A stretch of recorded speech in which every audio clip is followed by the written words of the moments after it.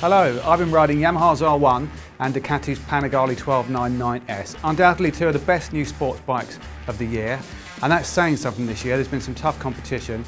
The R1 makes a claim 200 horsepower and weighs 199 kilograms with a full tank. That's 2 horsepower more and 5 kilograms less than a BMW S1000RR. It's got MotoGP derived electronics, including traction control, slide control, and it's got ABS and an all-adapter lean angle. The 1299S is even more powerful and lighter. It's a claimed 205 horsepower and 190.5 kilograms wet. The electronics package doesn't come with quite so many baffling acronyms, but it does include traction control, engine braking control, and full-on cornering ABS. And that lets you grab a handful of brake mid-corner without washing out somehow.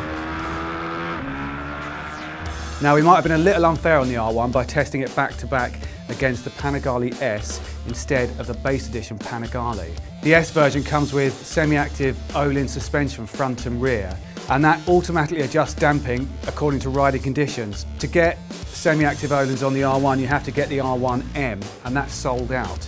So instead, it's the R1 with fully adjustable KYB fork and shock. The R1 costs $14,999 compared to $27,995 for the Panigale S. It's a big price difference, 5,800 quid. Is it worth it?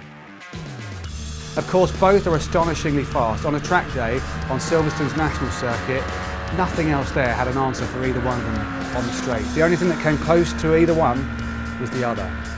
The R1 isn't quite as torquey as I expected it to be. On the road at 4,000 RPM in fourth gear, which is about 40 miles an hour, opening the throttle, it doesn't quite unleash overwhelming acceleration, even in the sportiest of the riding modes. But what it's got is absolutely outrageous top end. After 8,000 RPM, the front lifts and the bars wobble as the revs tear towards the 14,000 RPM red line.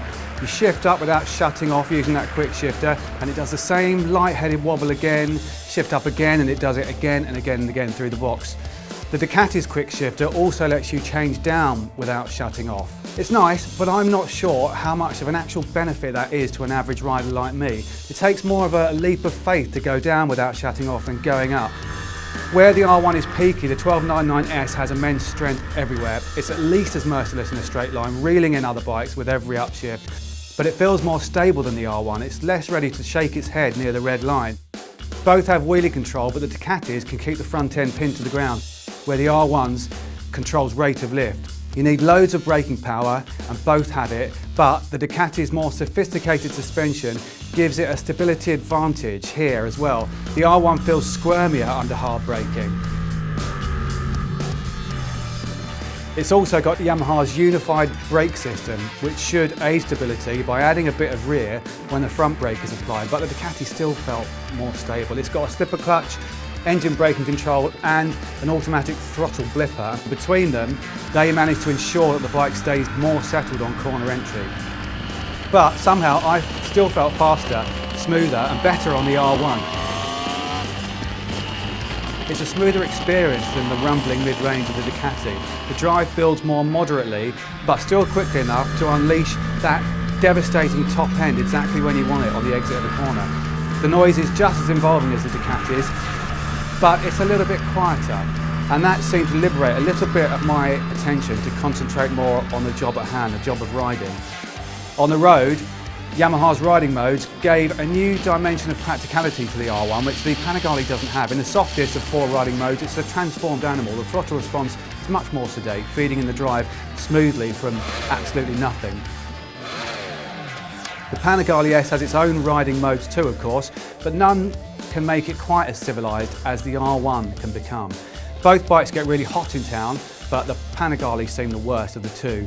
And the Ducati's tail light started playing up, flickering on one side, and then the brake light came on and stayed on. The R1 has its own idiosyncrasies. It's a bit slow to start. You push the starter button and the starter motor turns for a couple of seconds before the engine kind of reluctantly fires to life. The clutch biting point is oddly vague. You can't quite feel where it is until you get there. The seat is high, but I'd still rather live with those things and the R1's more flexible overall nature than the Panigale S, I think.